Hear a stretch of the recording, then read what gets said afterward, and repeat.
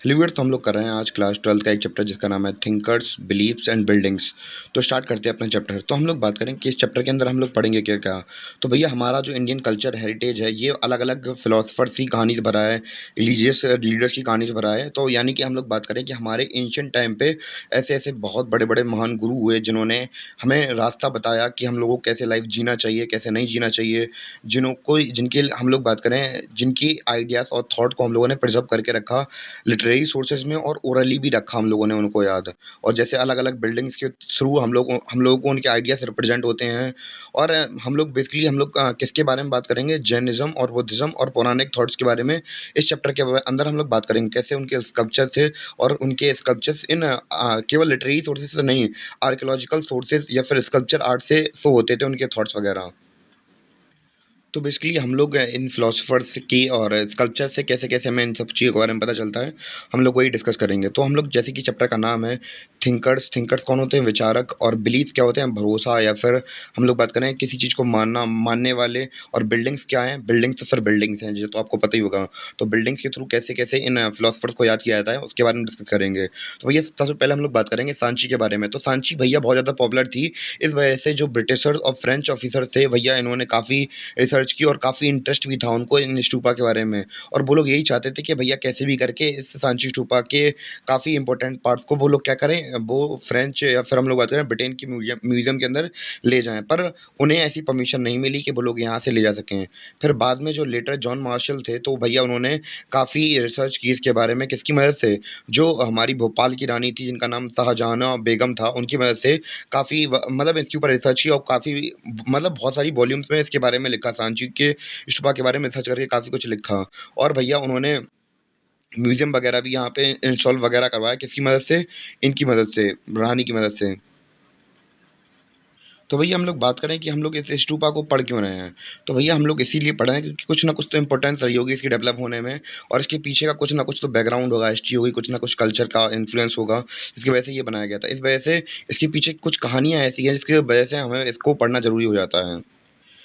तो भैया जैसे कि हमें पता है कि दुनिया भर में अलग-अलग प्रकार के फिलोसफर्स आए, जैसे कि हम लोग सोक्रेटिस हुआ, एरिस्टोटल हुआ, उसी प्रकार इंडिया के अंदर महावीर और बौद्ध आए। तो भैया इन्होंने इंसानों को इतने बड़े संसार के अंदर स्पिरिचुअल लेवल पर इंसानों को समझने की कोशिश की कि कैसे-कैसे इंसान आते हैं और ये क्या है भैया इस पूरे इतने बड़े संसार के अंदर, इस अस्तित्व क्या है इंसान का, इसको समझने की कोशिश की थी हमारे बुद्ध और जैन।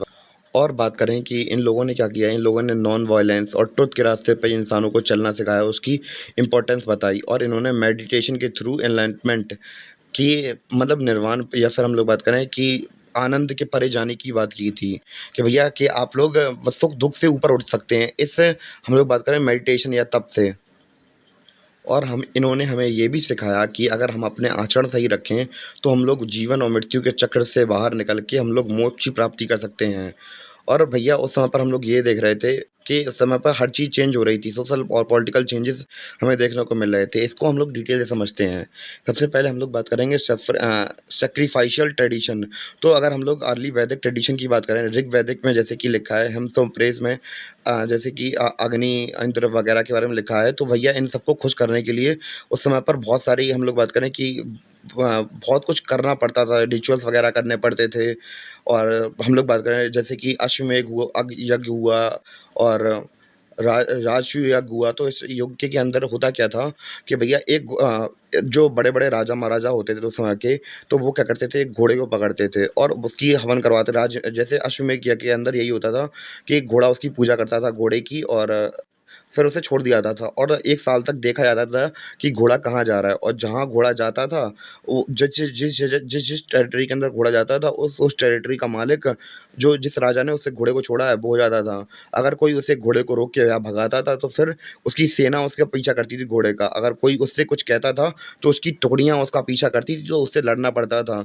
और अगर वो राजा उसे को अगर स्वीकार होता है कि भैया घोड़ा चला जाए, या फिर राजा का आधिपत्य है वो अधिकार कर ले, तो भैया वो अपने टेरिटरी के अंदर घूमने देता था उस घोड़े को। तो हमें ये सब देखने को मिल रहा था उस समय पर। तो भैया बाद में क्या होता था, उस घोड़े को मार दिया जाता था। और हम लोग बात करें कि जो ऋग्वेदा है उसमें बहुत सारे डेटीज़ को खुश करने की विधियाँ लिखी हैं, जिससे कि एक परिवार खुश रह सकता है। और भैया कुछ क्वेश्चंस भी हैं, जैसे कि हम लोग बात करें कैसे क्वेश्चंस आते हैं इंसानों के मन में, जैसे कि मरने के बाद क्या होता है? मरने के बाद क्या हमें पुनर्जन्म मिलता है? तो उस समय के थिंकर्स इस चीज़ों के बारे में डिस्कस कर रहे थे कि भैया पुनर्जन्म होता है या नहीं होता है? इन सब के बारे में डिबेट्स वगैरह चलने लगी थी। और हम लोग बात करें कि ये फिलोसोफर और थिंकर की बात कब आती है, जब सोसाइटी वगैरह में चेंज देखने को मिलता है। तो उसी प्रकार जो गौतम बुद्ध और हम लोग बात करें जैन महाराज आए थे हमारे, तो क्यों आए थे भैया? क्योंकि सोसाइटी उस समय पर बहुत ज़्यादा तौर पर चेंज हो रही थी। और जब ऐसे बातों के बारे में जब लोग डिस्कस करने लगे कि हमारा जन्म कैसे हुआ, मृत्यु कैसी होगी, मृत्यु के बाद क्या होगी, तो भैया लोगों ने डिस्कस करना स्टार्ट कर दिया। तो ऐसी सब चीज़ों के बारे में लिखा है कि इसके इन थिंकर्स या फिर लीडर्स की रिलीजियस टेक्स्ट्स के अंदर ये सब चीज़ हमें देखने को मिलती है। और लोगों ने तो क्या किया कि विद टाइम जो ब्राह्मण्स थे उन्होंने इन रिचुअल्स के ऊपर भी ये सवाल उठाना स्टार्ट कर दिया। तो इससे क्या हुआ कि जो ब्राह्मणिकल पोजीशन थी, यानी कि ब्राह्मण की पोजीशन थी, वो भी हमें चेंज होते हुए देखने लगी। और अब हम लोग बात करेंगे कि जो बुद्धिस्ट टेक्स्ट थे उन्हें बनाया कैसे जाता था और उनकी संरक्षणा कैसे की गई, यानी कि उन्हें सँभाल के कैसे रखा गया, इसके बारे में डिस्कस करते हैं। तो भैया नॉर्मली क्या होता था, जो हमारे गौतम बुद्ध थे वो कभी भी ये सब लिखते नहीं थे। वो केवल डिस्कशंस या डिबेट्स वगैरह में इस चीज़ों के बारे में बात करते थे, ओरली बताते थे। और जो जैसे ही बुद्ध के बाद क्या हो गया, उनके जो चेले चपाटी थे उन्होंने मैं सॉरी गलत बोल दिया उनके बारे में, चेले चपाटी नहीं, यानी कि उनके शिष्य थे। तो उन्होंने क्या किया, इनकी टीचिंग्स को एक टेक्स्ट के रूप में लिखने लगे। और धीमे-धीमे हम लोग बात करें कि इन्हें क्या कहा गया, त्रिपिटकाश कहा गया। और ये लोग मैन्युस्क्रिप्ट्स के फॉर्म में उन्हें लिखते थे। और जैसे-जैसे उन्होंने देखा कि भैया जो बुद्धिज़्म है वो इस सब कॉन्टिनेंट के अलग-अलग पार्ट्स में पहुँच रहा है, तो फिर क्या हुआ कि तो जैसे ही फैलने लगा तो भैया अलग-अलग देशों में फैलने लगा। जैसे कि हम लोग बात करें कि अशोक ने अपने बेटी और बेटे को कहाँ भेजा था? श्रीलंका भेजा था, इन टेक्स्ट को लेकर और इन बुद्धिज़्म को स्प्रेड करने के लिए। तो भैया अलग-अलग देशों से लोग आने लगे इन टेक्स्ट को देखने के लिए और पढ़ने के लिए। और इन टेक्स्ट्स को अलग-अलग मोनेस्ट्रीज़ में सँभाल के रखा गया दुनिया की अलग-अलग जगह पे। अब हम लोग बात करेंगे महावीर के मैसेज के बारे में। तो जैनिज़्म भैया हम लोग बात करें और हमारे सबसे ओल्डेस्ट धर्मों में से एक है। और जो हमारे वर्धमान महावीर थे, तो भैया ये क्या थे, 24वें तीर्थंकर थे। और इनसे पहले भी 30 तीर्थंकर आ चुके थे, जिनमें से पहले थे हमारे ऋषभनाथ। ये पहले तीर्थंकर थे जिन्होंने जैनिज़्म की फाउंडेशन रखी थी। और महावीर हमारे क्या थे, 24वें तीर्थंकर थे। और हम लोग बात करें वर्धमान जी का जन्म कब हुआ था, 599 बीसी में हुआ था, कुंदाग्राम में, वैशाली के पास में। और इनके पिता क्षत्रिय क्लैन के राजा थे।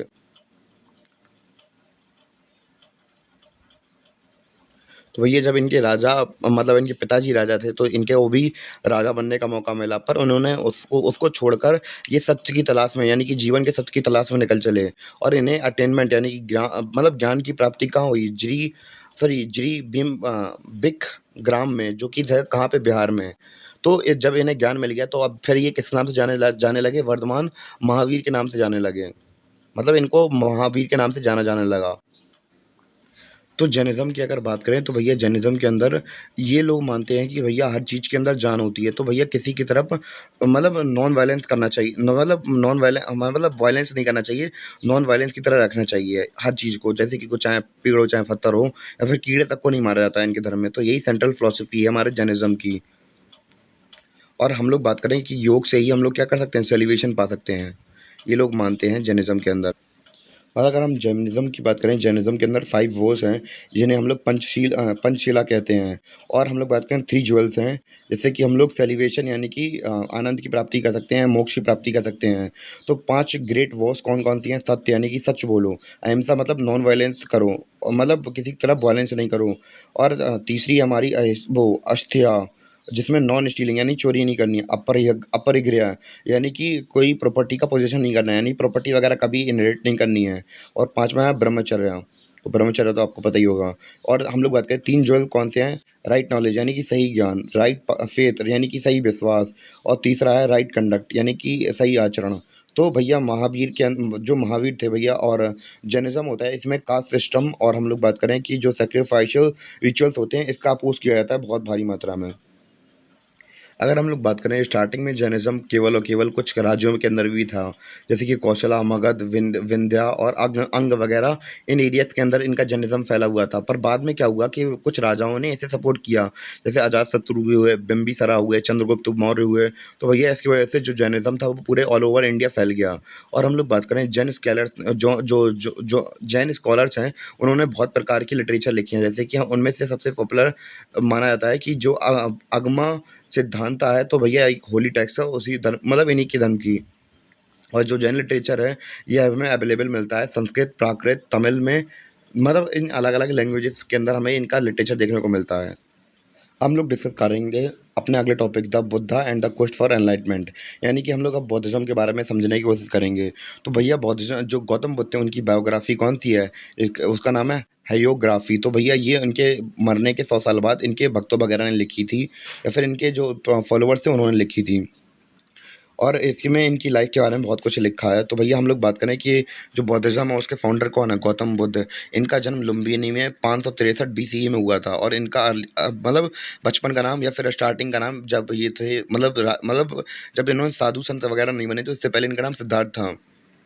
और इनके पिताजी साक्या क्लैन के चीफ थे, यानी कि साक्या क्लैन के चीफ थे, यहाँ पे कपिलवस्तु में। और हम लोग बात करें जो सिद्धार्थ थे अपनी स्टार्टिंग की लाइफ में इनके पास हर एक सुविधा थी। अ, पर पर एक दिन क्या हुआ कि भैया ये गए बाहर घूमने के लिए अपने सारथी के साथ, तो भैया इन्होंने 3 चीज़ों से ये टकराए। तो उन्हें कौन-कौन सी चीज़ें मिली थी अपने रास्ते में?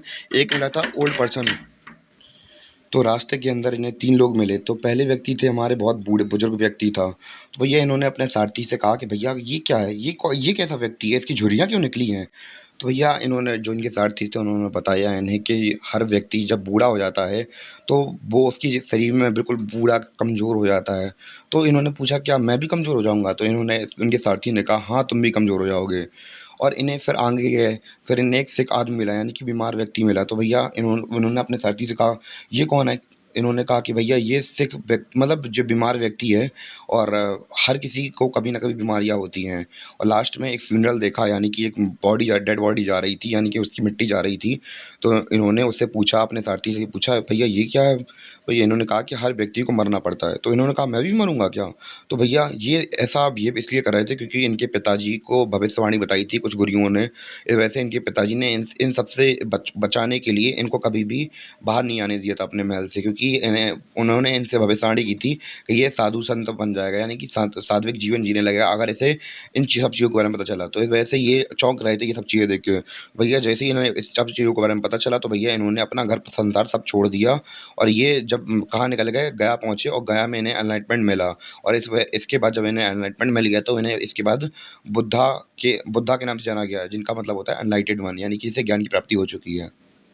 और फिर जब ये मतलब ज्ञान की प्राप्ति हो गई तो इन्होंने दूसरों की भलाई के लिए काम करना स्टार्ट कर दिया। और भैया इन्होंने अपना पहला सरमन, जब हम लोग बात करें कि जब इन्हें ज्ञान की प्राप्ति हुई थी उसके बाद सरमन कहाँ दिया था इन्होंने पहला, यानी कि उपदेश कहाँ दिया था, सारनाथ में दिया था। और भैया इसी जो इनका लेक्चर था इसी को बाद में धर्म चक्र प्रवर्तन कहा गया, यानी कि the turning of the wheel of धर्म। तो भैया इनकी जो टीचिंग्स वगैरह है उसमें ये कहा जाता है कि भैया दुनिया मतलब टेम्परेरी बेसिस पे हैं और हर किसी को दुख भोगना पड़ता है। तो भैया टीचिंग इनकी भैया इनको जातक कथाओं के रूप में बताया गया है और इनकी कहानियों में बताया गया है, जिसे लिया गया है कहाँ से, सुत्त पिटका से। और मतलब इनकी टीचिंग्स को कलेक्शन को हम लोग त्रिपिटकस कहते हैं। अब हम लोगों ने इनके बारे में तो काफ़ी कुछ जान लिया, अब हम लोग बात करेंगे इनके शिष्यों के बारे में। और अब थोड़ी बहुत बातचीत कर लेते हैं इनके फॉलोवर्स के बारे में। तो भैया इनके जो भिक्षु थे इन्होंने क्या बनाया था, संघ बनाया था, एक ग्रुप ऑफ पीपल बनाया था जो कि इनके साथ रहता था। उस संघ के अंदर ये होता था कि आपको एक कटोरा मिलेगा जिससे कि आपको भीख मांग के खाना है, और ज़मीन में लेटना पड़ता था। तो उसमें स्टार्टिंग में तो पहले आदमी आदमी थे और उन्हें भिक्षुस कहा गया, और बाद में क्या हुआ महिलाएं भी उसमें शामिल हो गईं और उन्हें भिक्षुनीस कहा गया। भैया पहले तो गौतम बुद्ध नहीं मान रहे थे, क्योंकि उन्हें पता था कि भैया इनके बीच में इंटरेक्शन हुई तो फिर जो आपको पता है कि क्या होता है आदमी और औरत के बीच में। तो भैया इन्हें यही लगा था, गौतम बुद्ध ने स्टार्टिंग में तो मना कर दिया, पर जो इनके भक्त थे, मतलब शिष्य थे जिनका नाम आनंद था। उन्होंने कैसे भी करके मनाया और उनसे मतलब अलग-अलग सेट कर दिया था, यानी कि जो भिक्षुणीज़ थी, यानी कि जो फीमेल्स थी वो अलग रहेंगी और मेल्स अलग रहेंगे। स्टार्टिंग में तो सही रहा, बाद में जब एक साथ हो गए तो फिर थोड़ा संघ का सीन थोड़ा खराब हो गया था। और इम्पोर्टेंट फैक्ट वाली बात ये है कि इनकी पहली जो महिला थी जो कि भिक्षुणी बनी थी, वो कौन थी? वो इनकी सौतेली माँ, गौतम बुद्ध की सौतेली माँ थी। अब हम लोग डिस्कस करते हैं स्तूप्स के बारे में। तो बेसिकली हम लोग बात करें, काफ़ी ऋग्वेद वगैरह, अथर्ववेद में था और अलग-अलग चीज़ों में इस स्तूपों के बारे में मतलब हमें मेंशन मिलता है। यानी कि एक स्तूप क्या होते हैं, होली जगह पे बनते हैं। तो बेसिकली हुआ क्या था कि जो अशोक थे, तो इन्होंने क्या किया था, जब गौतम बुद्ध की मृत्यु हो गई थी, तो उनके जो अवशेष बचे थे, जैसे कि नाखून हुए, दाँत वगैरह हुए, तो ये सब बचे, तो इनको अलग-अलग राज्यों को बाँट दिया और उनसे कहा कि भैया आप जाइए और अलग-अलग मतलब जहाँ-जहाँ पे इनके जो पार्ट्स रखे जाएँगे, वहाँ पे स्तूप्स के निर्माण करा देना। तो भैया यही थे और उन स्तूप्स पर इंस्क्रिप्शन वगैरह हमें मतलब देखने को मिले और उनमें क्या देखने को मिला कि भैया डोनेशन वगैरह के बारे में बताया गया कि भैया किसने इसमें पैसे दिए हैं, कैसे-कैसे नहीं दिए हैं। तो ये सब हमें देखने को मिलता है। अब हम लोग बात करेंगे स्तूप के स्ट्रक्चर के बारे में। और अगर हम लोग बात करें इनके स्ट्रक्चर की, तो स्ट्रक्चर बहुत ज़्यादा सिंपल था। तो ऊपर का जो सेमी सेमी सर्कुलर हीप था, जो कि थोड़ा वैसा था, तो उसे अंडा कहा जाता था। और धीमे-धीमे जो समय आगे बीतता गया, तो जिसका जो शेप है बहुत ज़्यादा कॉम्प्लेक्स होता गया। और जो अंडा था उसके ऊपर हर्मिका बनाई जाती थी और ऐसा माना जाता था कि इसमें मतलब देवी-देवता मतलब देवता वगैरह वास करते हैं। और उसके ऊपर छतरी थी और उसके मतलब सपोर्टिंग पिलर लगे हुए थे और इसके 4 उसमें 4 मतलब गेट वगैरह लगे थे और जो कि 4 डायरेक्शन को दिखाते थे। और ये रहा हमारा पहला पार्ट और दूसरा जो पार्ट है, मतलब इस चैप्टर को हम लोग अपने अगले पार्ट में डिस्कस करेंगे और ये वाला पार्ट केवल यहीं तक था क्योंकि वीडियो थोड़ा लंबा हो रहा है। तो मिलते हैं अपने अगले अगले पार्ट के साथ इसी चैप्टर के।